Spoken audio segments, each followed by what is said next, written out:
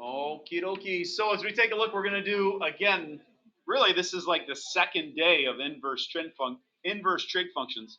We're going to do inverse sine, inverse cosine, inverse tangent, and now we're going to talk about inverse secant, inverse cosecant, and inverse tangent. We'll also do the approximations. I'm going to show you how to use the calc for those, and that'll be super easy. Okay.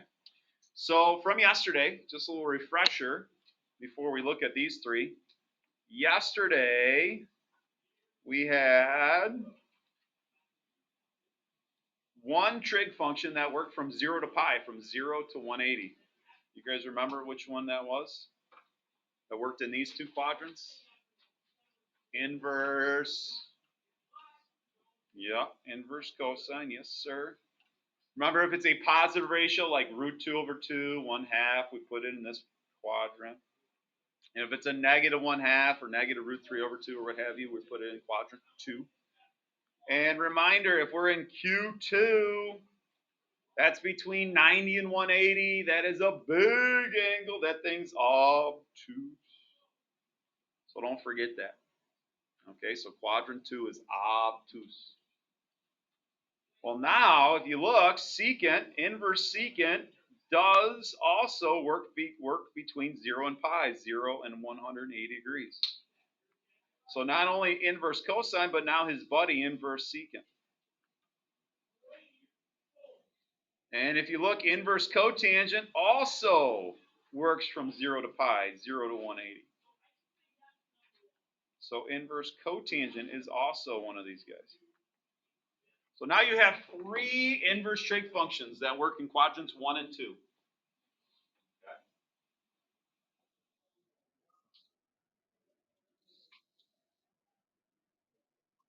All right, so as we take a look now, we look at the other ones, right? So from yesterday, we had two guys that worked between pi over 2, 90 degrees, and negative pi over 2. You guys remember who those two were? Inverse, inverse sine and inverse tangent. So we had these two, okay? And now if you look, inverse cosecant is now joining the party on working in quadrants 1 and 4. Just remember, anything in quadrant 1 will be a positive ratio, like 1/2 root 2 over 2, and so on. And anything in that's a negative ratio, negative 1/2, negative root 2 over 2, negative root 3. We're going to put those in quadrant number 4, and anything in quadrant 4 is between 0 and 90 degrees, negative. So those are negative angles, negative 30, negative 60, negative 45, but in terms of radians. Okay? All right, any questions?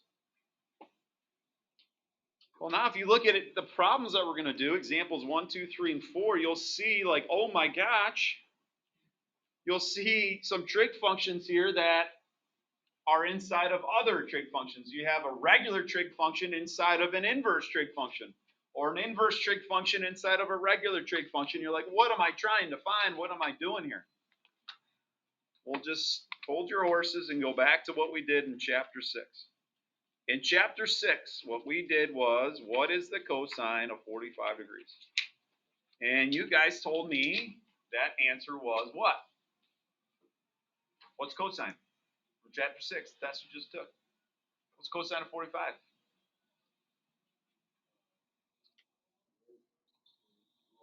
Root 2 over 2. Again, that was A over H. That is what we call a ratio of sides. So when we're doing example number 1, look at the outside trig function. This guy tells me what I'm trying to find. If it's a regular trig function, then I am trying to find a ratio of sides, specifically cosine. So katoa, I'm looking for A over H. Okay? So our final answer is going to be A over H, whatever that is.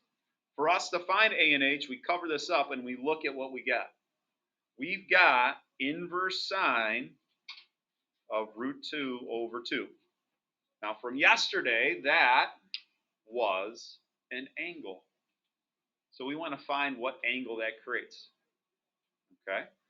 So inverse sine works in 2 quadrants, right? 1 and 4. And I'm going to go ahead and draw this guy in quadrant number 1 because it's a positive. The 2 sides that I have, this guy right here is opposite, and this one right here is hypotenuse. So working from this central angle, opposite, hypotenuse, I know this guy's 2 is the hypotenuse. Where do I put opposite? Up and down or side to side?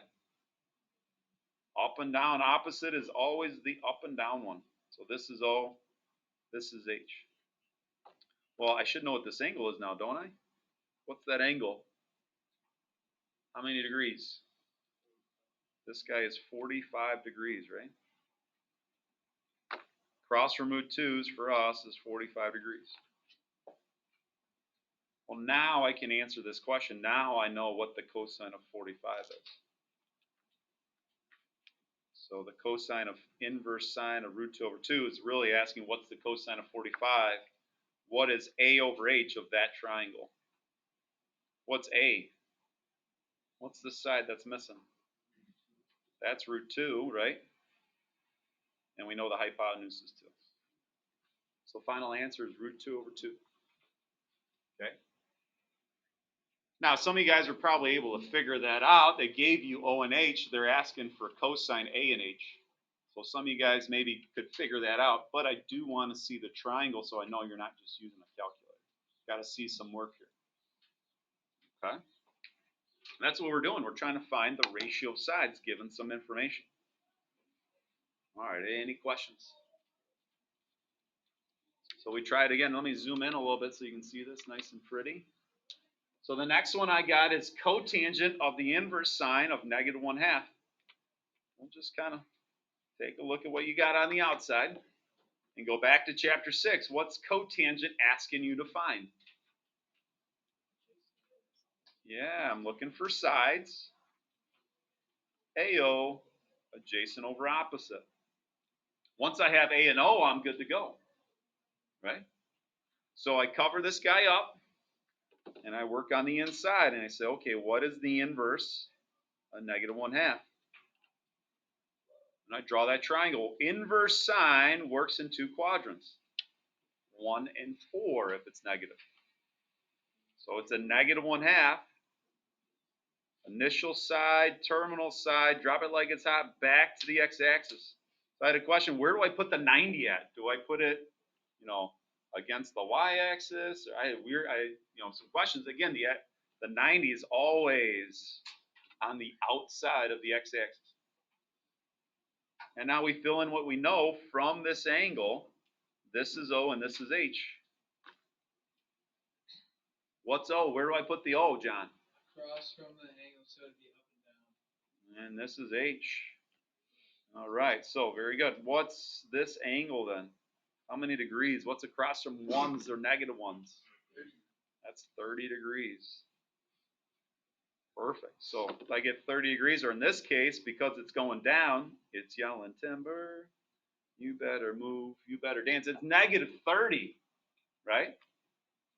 So the real question is, well, what's the cotangent of that negative 30 degree angle? What's A over O? A, what's A? What's this guy? What's across from the 60? What is it? Root 3, yeah. And then O is negative 1. And you guys should simplify root 3 over negative 1 to just negative root 3. Final answer. Okay. So you're essentially mixing in the 2 chapters. There's a little bit of chapter 7, and then we got a little flavor of chapter 6 in there, right? Chapter 7's on the inside, chapter 6 is on the outside. So 7, 6. Okay? Questions? All right, so as I take a look at example 3 and 4, now we're switching gears on you. Okay? In chapter 6, we asked for sides. In chapter 7:1 yesterday, we said, hey, what's the inverse cosine of root 2 over 2? And then you guys gave me the answer. What's the answer? What are they looking for? They don't want sides. They gave you sides. What do they want? They want an angle, right? And what's the angle that's going to give you root 2 over 2 for 8 adjacent and hypotenuse? 45 degrees or pi over 4. So know what you're looking for. If I take a look at number 3 now, I have that inverse cosine of the cosine of negative pi over 3. I'm trying to find the angle. I'm trying to find this guy. And again, we want the angle in radians.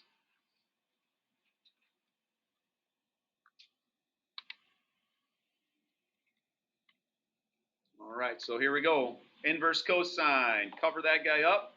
The first thing I want to do is, well, what is the cosine of negative pi over 3? That's a chapter 6 question. You guys did very well in that chapter 6 test.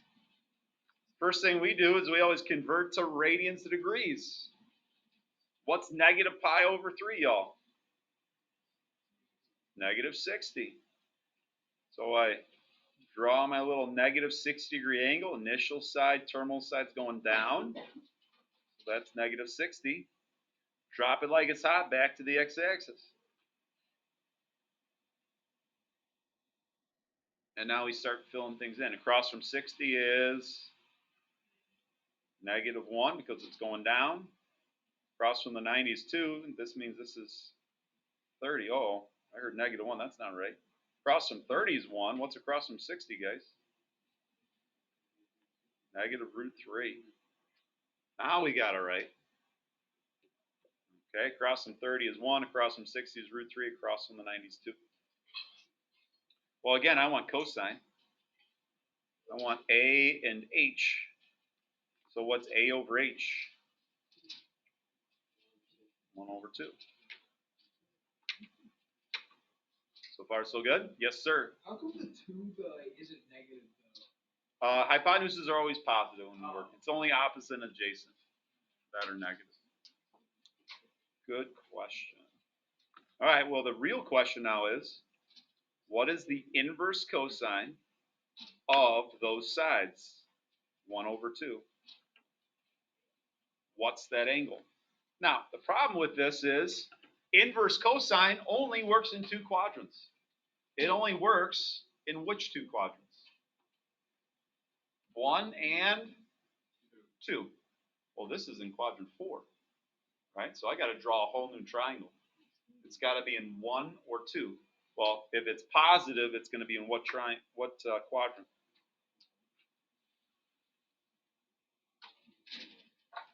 Quadrant 1.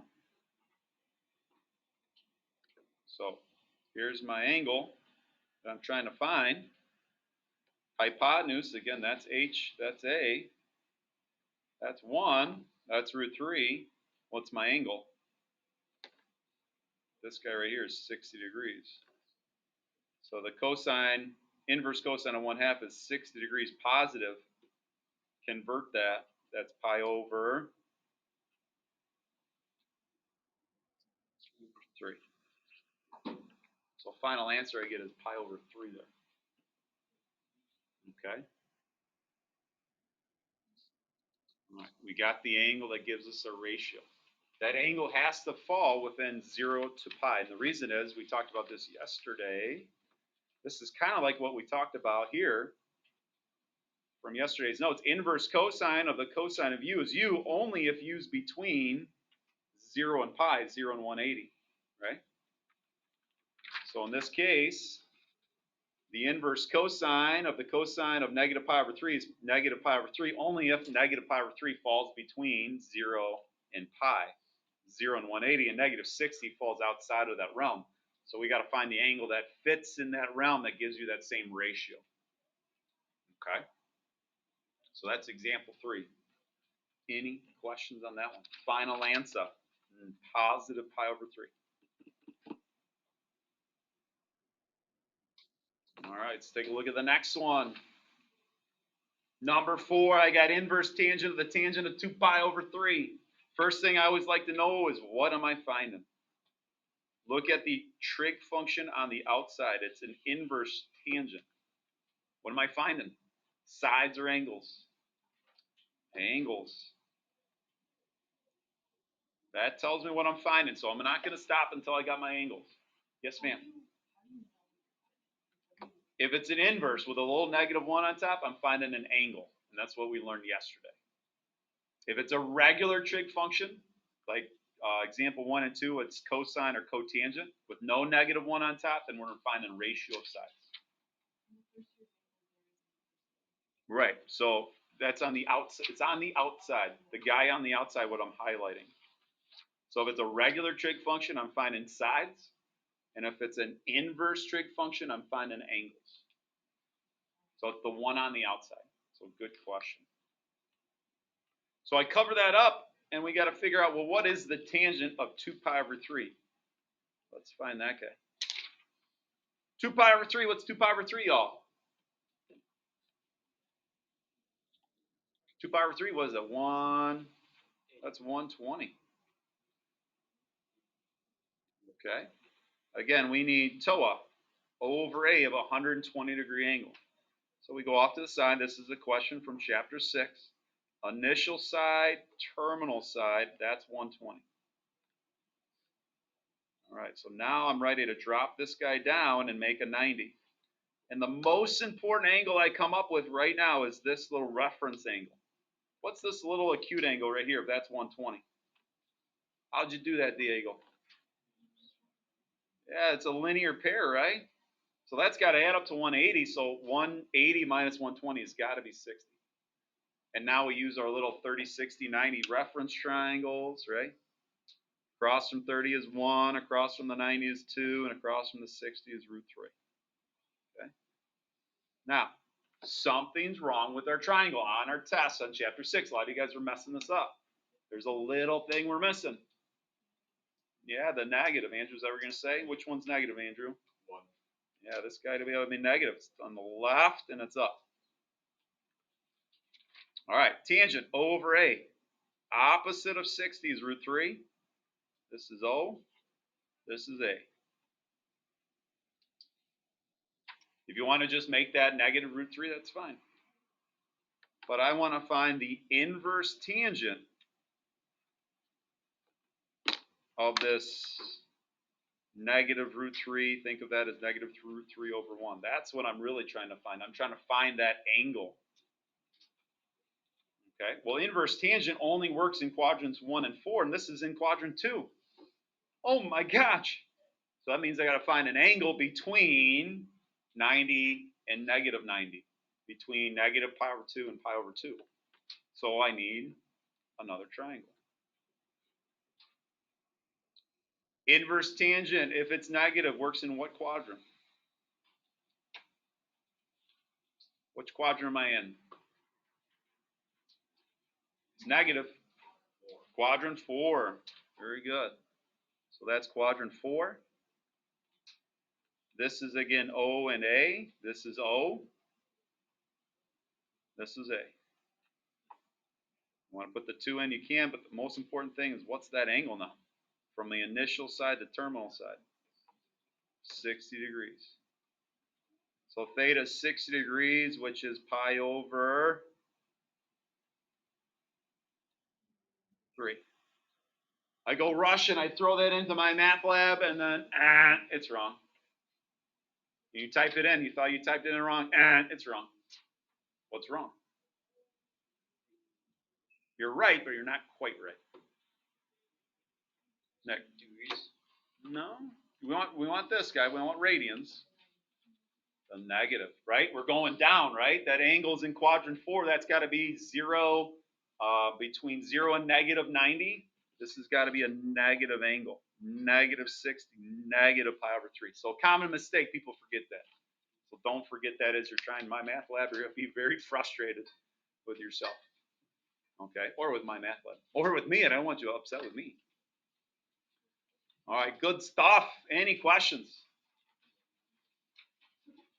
All right, get your calculators out. We're going to do 9 and 10 lightning fast. It says use a calculator to find the value of each expression rounded to 2 decimal places. I have the inverse secant of -3. The first question I ask is, what are we finding? Angles or sides? I'm looking for an angle here, right? Well, then what is this -3 represent? Because it's not an angle. It's sides, right? Specifically, H and A.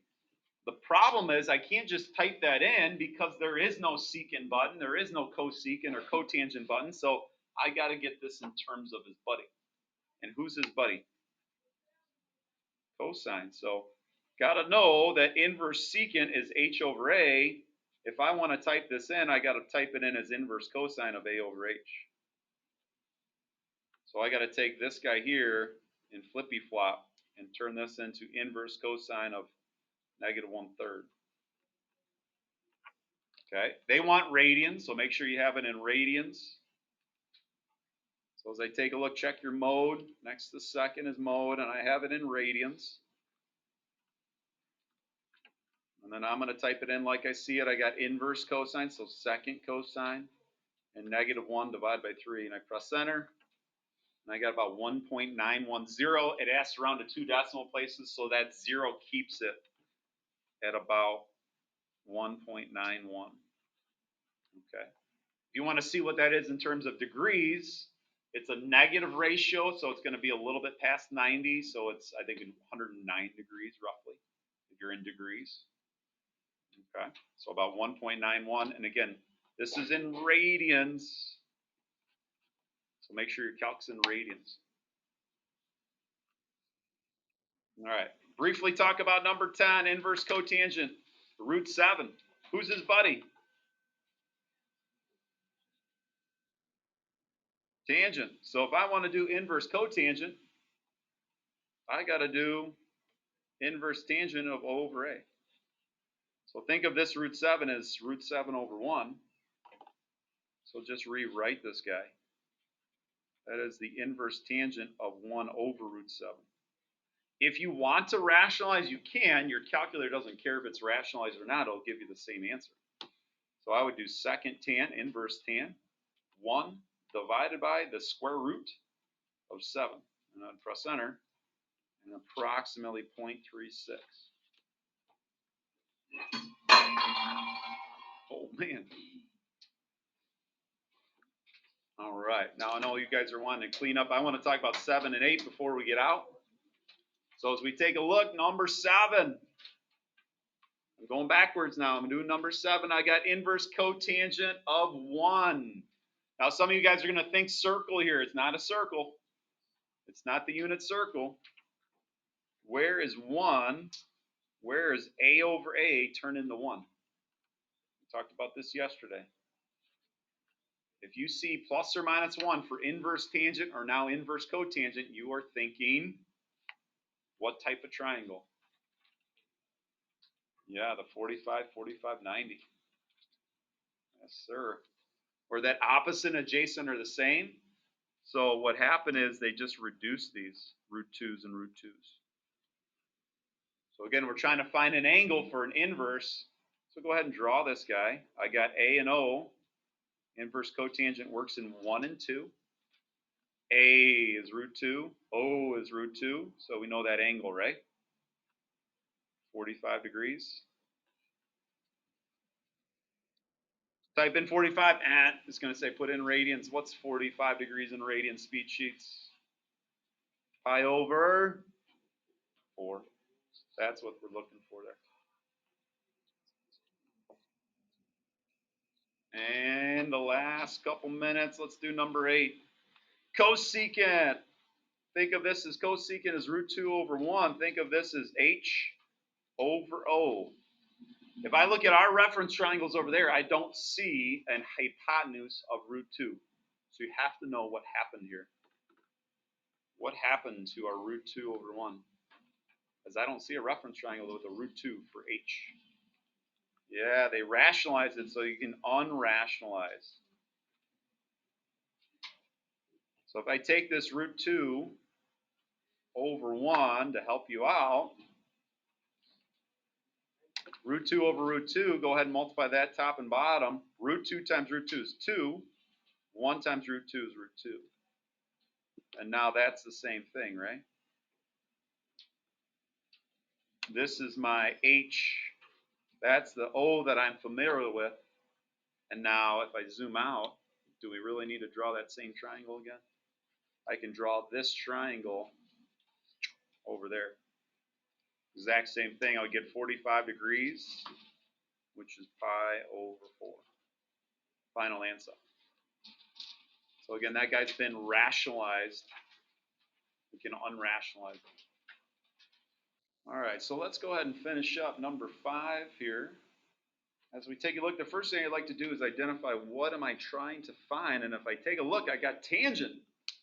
So switching back to examples 1 and 2, that is a regular trig function. That is a ratio of sides I'm trying to find, O over A.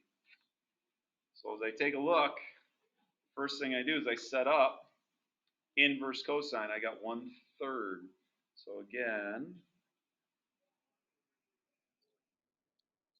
as I take a look, I draw that little triangle. That's in quadrant 1. This is A, that's H. Quadrant 1, A is 1. This is 3. And now I have no idea what that angle is. And to be honest, I don't care what it is. I just want to know what is the tangent of that angle. I want to know what opposite over adjacent is. So in this case, I don't really care what the angle is. I just want to know what this opposite leg is. Well, how do I find the third side of a right triangle? You guessed it. We do a little p-thags. A squared plus b squared equals c squared. And remember, the hypotenuse is always by itself. That's 3 squared. And then this is a and b squared. So 1 squared. So that's 1 equals 9. Go ahead and subtract. And now I got b squared is 8. Now go ahead and square root it. You can break that down off to the side. That's 4 and 2, 2 and 2. I got pairs of 2's. So I write that as that's 2 and then square root of 2 there. This guy left inside of the square root. So I go ahead and plug that in. Opposite from this angle is 2 root 2.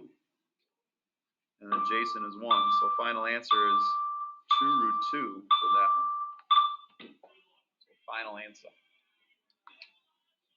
So sometimes if you're setting up your triangle, you don't even care what the angle is. You just want to know what the tangent of that angle. We've got adjacent and hypotenuse. You're just trying to figure out what opposite over adjacent is for tangent. Okay, and we use that same idea when we do number 6. So let's finish up. As we take a look for number 6, I've got cosine. Regular cosine right there. Regular plain Jane cosine. So from chapter 6, we learned that regular cosine is just a ratio of sides, specifically A over H. So once I have A and H, I'm good to go. Okay? So I cover this up, and I use inverse sine to help me. So I've got inverse sine of negative root 2 over 3.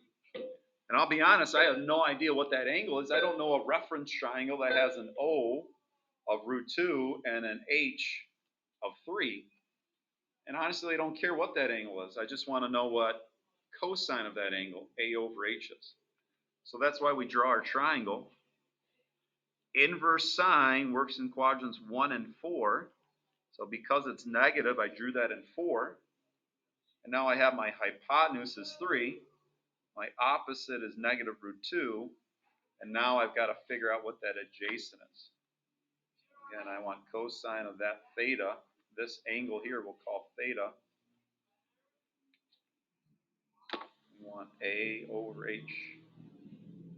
I got H. I know that's 3. I just don't know what this guy is. Well, how do I find this guy? Again, Pythagorean theorem. So as I take a look, I got a squared plus b squared equals c squared. A squared is a negative root 2 squared. B squared equals 3 squared. Anytime I take a negative and I square it, it's positive. A root squared is just what's inside of the root. And 3 squared is 9. I subtract. I get b squared is 7, and I get the square root of 7 here. So final answer I get is root 7 over 3.